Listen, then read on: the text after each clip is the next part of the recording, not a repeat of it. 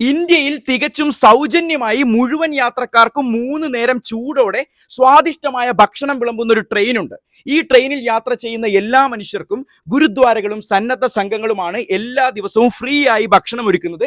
മഹാരാഷ്ട്രയിലെ ഹസൂർ സാഹിബ് നന്ദേഡിൽ നിന്ന് പഞ്ചാബിലെ അമൃത്സറിലേക്ക് എല്ലാ ദിവസവും സർവീസ് നടത്തുന്ന സ്വച്ഛ്ഖണ്ഡ് എക്സ്പ്രസ് എന്ന സൂപ്പർ ഫാസ്റ്റ് ട്രെയിനാണ് യാത്രക്കാർക്ക് സൗജന്യ ഭക്ഷണം നൽകുന്ന ഇന്ത്യയിലെ ഒരേ ഒരു ട്രെയിൻ.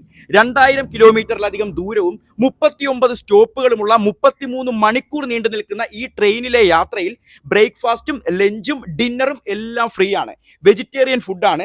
സ്ലീപ്പർ ക്ലാസ് മുതൽ AC കോച്ചുകളിൽ വരെ ഒരേ ഭക്ഷണമാണ് വിളമ്പുന്നത്. കുക്കിംഗ് സ്റ്റേഷനുകളിലോ അടുത്തുള്ള ഗുരുദ്വാരകളിലോ ആയിരിക്കും.